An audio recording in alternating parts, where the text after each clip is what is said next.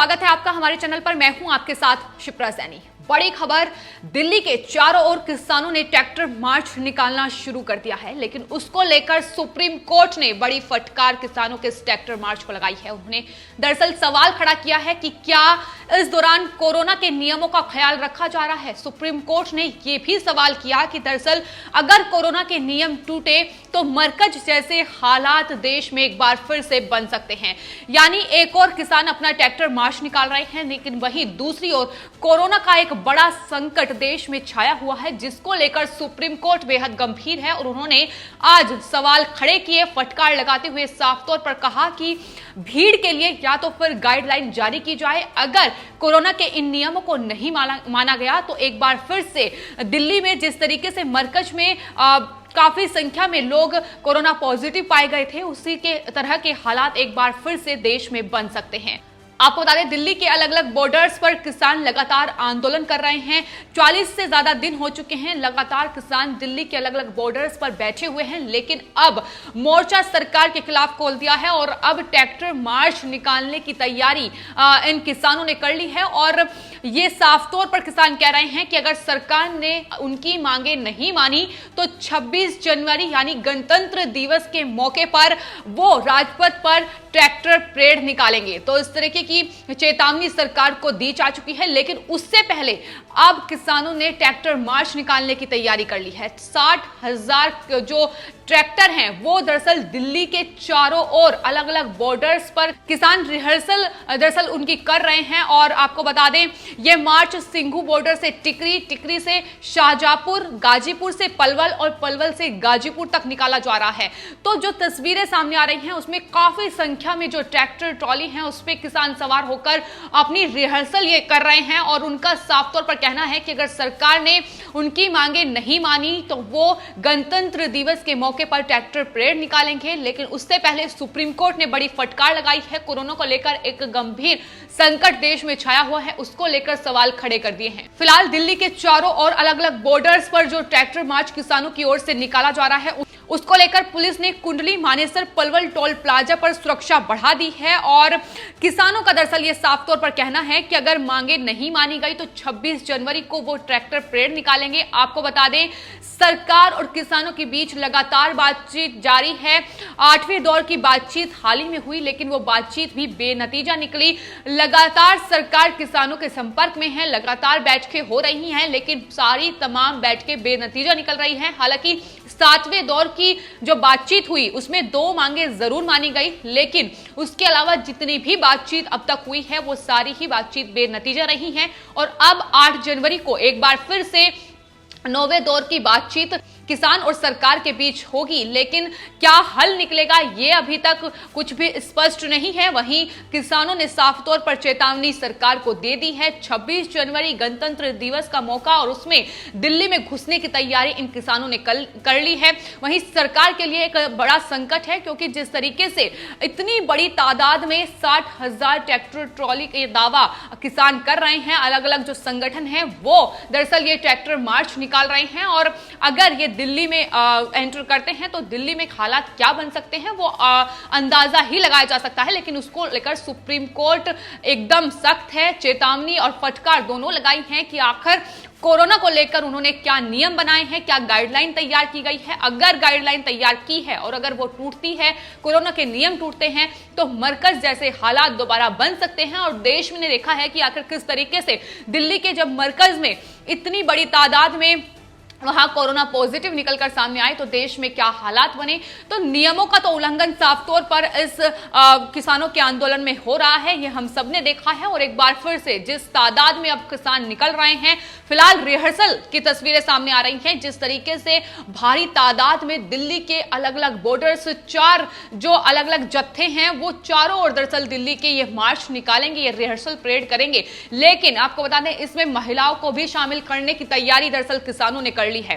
किसानों के अलग अलग संगठनों के द्वारा, खासतौर पर अगर बात पंजाब की करें तो पंजाब में जिस तरीके से किसानों ने इस आंदोलन की शुरुआत की, अब वहां से जो तस्वीरें आ रही हैं वहां दरअसल महिलाओं को भी ट्रैक्टर चलाने की प्रैक्टिस कराई जा रही है कि वो ट्रैक्टर चला पाएं। और और 26 जनवरी को जो उनका मकसद है दिल्ली में गणतंत्र दिवस की परेड में ट्रैक्टर मार्च निकालना, उसे पूरा किया जा सके, इसको लेकर 250 महिलाओं को ट्रैक्टर चलाने की ट्रेनिंग दी जा रही है। लेकिन वहीं दूसरी ओर आपको बता दें, दरअसल इस पूरे किसान आंदोलन में कनाडा भी कूद पड़ा है, क्योंकि जिस तरीके से कनाडा के प्रधानमंत्री ने हाल ही में इस किसान आंदोलन को लेकर बयान दिया, उसकी चर्चाएं काफी हुई। लेकिन एक बार फिर से भारत सरकार की कड़ी चेतावनी के बाद भी कनाडा के जो राजनेता हैं वो इस किसान आंदोलन को लेकर बयानबाजी कर रहे हैं। इस बीच कनाडा की कंजर्वेटिव पार्टी के नेता रमनदीप बरार दरअसल भारत पहुंचे हैं, दिल्ली पहुंचे हैं और उन्होंने दिल्ली हरियाणा बॉर्डर के कुंडली गांव में चल रहे किसान आंदोलन में वो शामिल हुए, उन प्रदर्शनकारियों के बीच पहुंचे, उनसे मुलाकात की और कनाडाई नेता की इस हरकत पर अब न सिर्फ बीजेपी बल्कि तमाम विपक्ष भी यह सवाल खड़ा कर रहा है कि आखिर ये अपने देश का मुद्दा है, ये भारत का मुद्दा है, इसे भारत सरकार और साथ ही किसान आपस में बातचीत करके सुलझा लेंगे। लेकिन आखिर क्या जरूरत है कि अंतर्राष्ट्रीय स्तर पर भी इस तरीके से हरकत वहां कनाडा के नेता कर रहे हैं कि वो भारत का दौरा कर रहे हैं, उन किसानों से संपर्क कर रहे हैं जो लगातार नए कृषि कानूनों का विरोध कर रहे हैं।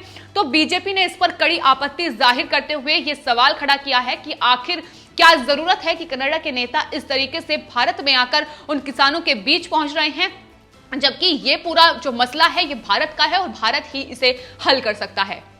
आपको बता दें, बीजेपी ने इसे दरअसल अंतर्राष्ट्रीय मर्यादाओं के खिलाफ बताया है। वहीं जो कनाडाई नेता हैं रमनदीप बरार, उन्होंने दरअसल किसान आंदोलन, जब वो उन किसानों के बीच पहुंचे तो उसकी ही कुछ तस्वीरें अपने ट्विटर हैंडल पर शेयर की और अपने ट्वीट में बरार ने लिखा है कि कैसे किसान अपने हक के लिए लंबी लड़ाई लड़ रहे हैं। वहीं बीजेपी नेता राजेश सिन्हा ने भी इस पर कड़ी आपत्ति जाहिर की है। उन्होंने साफ तौर पर कहा कि भारत सरकार कनाडा को इसका जवाब देगी और कनाडाई नेता का यह काम अंतर्राष्ट्रीय मर्यादाओं के पूरी तरीके से खिलाफ है। कनाडा को अपनी सीमा में रहना चाहिए, ये चेतावनी भी बीजेपी की तरफ से दी गई है और किसी दूसरे देश के आंतरिक मामलों में दखल नहीं देना चाहिए। किसान आंदोलन भारत का अपना मामला है, यह मामला किसानों और सरकार के बीच का है, वो बातचीत के जरिए इसको सुलझा सकता है। तो अब बीजेपी ने भी साफ तौर पर यह पलटवार कनाडा पर किया है कि आखिर क्यों वो भारत के मसले पर टांग अड़ा रहा है। आपको बता दें, ना सिर्फ पहली बार कनाडाई नेता ने इस किसान आंदोलन में हिस्सा लिया, इस पर कनाडा के प्रधानमंत्री जस्टिन ट्रूडो ने भी बयान दिया था। उन्होंने किसानों का समर्थन करते हुए ये कहा था कि शांतिपूर्ण विरोध के अधिकारों की रक्षा के लिए कनाडा हमेशा साथ रहेगा और इसके साथ ही उन्होंने स्थिति पर चिंता भी जाहिर की थी। किसान आंदोलन जिस तरीके से भारत में चल रहा है, लेकिन इसको लेकर भारत ने भी कनाडा के उच्चायुक्त को तलब कर यह कहा था कि किसानों के आंदोलन के बारे में कनाडाई प्रधानमंत्री जस्टिन ट्रूडो और वहां के कुछ नेता जिस तरीके से टिप्पणी कर रहे हैं, ये देश में आंतरिक मामलों में अस्वीकार्य हस्तक्षेप है। तो भारत अपना कड़ा रुख अपनाया था और साफ तौर पर कनाडा को चेतावनी दी थी, लेकिन बावजूद उसके अब वहां के तमाम पार्टी के नेता इस किसान आंदोलन में कूद रहे हैं। जाहिर है कि जिस तरीके से पंजाब से भारी तादाद में किसान आ रहे हैं और ना सिर्फ किसान बल्कि जिस तरीके का आंदोलन देश में चल रहा है, जिस तरीके से रिलायंस को भारी नुकसान पहुंचाया गया है, जिस तरीके से वहां कह सकते हैं कि जो शरारती तत्व हैं, जो उपद्रव वहां मचाया गया, उसको लेकर सवाल उठना लाजमी है कि आखिर ये किसान कैसे हो सकते हैं, क्यों जिस तरीके की सुविधाएं उन्हें मिल रही हैं, क्यों जो दूसरे लोग धरने पर बैठते हैं उन्हें उस तरीके की सुविधाएं नहीं मिल रही है, लेकिन खासतौर पर जो लोग पंजाब से आए हैं उन्हें तमाम वो सुविधाएं मिल रही हैं। तो सवाल खड़े होते हैं कि आखिर अब कनाडा इस तरीके की बयानबाजी भारत के आंतरिक मामले में क्यों कर रहा है। और अब जिस तरीके से कनाडा के नेता ने आकर किसान आंदोलन में पंजाब के खासतौर पर सिंगू बॉर्डर पर मुलाकात की है, वो अब सवालों के घेरे में है। लेकिन वहीं दूसरी ओर जो किसान आंदोलन को लेकर जो तस्वीर है वो दिन प्रतिदिन बिगड़ती जा रही है, क्योंकि अब जिस तरीके से किसानों का एक बड़ा जत्था, ना सिर्फ एक बल्कि 4 जत्थे हैं अलग अलग, जो अब ट्रैक्टर मार्च का रिहर्सल कर रहे हैं और किस तरीके से नेशनल हाईवे को उन्होंने जाम कर रखा है और लोगों को खासी परेशानी हो रही है। सरकार को अल्टीमेटम दे चुके हैं कि गणतंत्र दिवस की परेड में वो ट्रैक्टर मार्च निकालेंगे। तो सरकार की मुश्किलें बढ़ रही हैं, लेकिन सरकार भी लगातार बातचीत के जरिए ये इस पूरे मामले का हल निकालने की कोशिश में जुटी हुई है। नए कृषि कानूनों को लेकर जिस तरीके से देश में विरोध हो रहा है, उसको लेकर भी कई सवाल खड़े हो रहे हैं। ना सिर्फ कर्नाटक जिस तरीके से इसमें कूद पड़ा है, बल्कि पंजाब से जिस तरीके की तस्वीरें आ रही हैं वो भी सवालों के घेरे में है। लेकिन फिलहाल जिस तरीके की तस्वीर है, जिस तरीके से ट्रैक्टर मार्च निकाला जा रहा है, उसको लेकर अब सुप्रीम कोर्ट ने भी टिप्पणी कर दी है कि कोरोना का संकट है, ऐसे में कोरोना के लिए भी गाइडलाइन बनाई जाए। जाहिर है जिस तरीके से मार्च निकाला जा रहा है उसमें एक भी किसानों के चेहरे पर मास्क नजर नहीं आ रहा है, लेकिन कोरोना के इस काल में प्रिकॉशन कितने जरूरी हैं ये हम सब जानते हैं, जिस पर अब सुप्रीम कोर्ट ने भी अपनी चिंता जाहिर करते हुए सख्त चेतावनी दी है कि अगर इस हालात को नहीं रोका गया तो मरकज जैसे हालात एक बार फिर से देश में बन सकते हैं, जिस पर सरकार को भी विचार करने की बेहद जरूरत है। फिलहाल आपकी इस पूरे मामले पर क्या राय है, हमें कमेंट बॉक्स में जरूर लिखें और चैनल को सब्सक्राइब करें। धन्यवाद।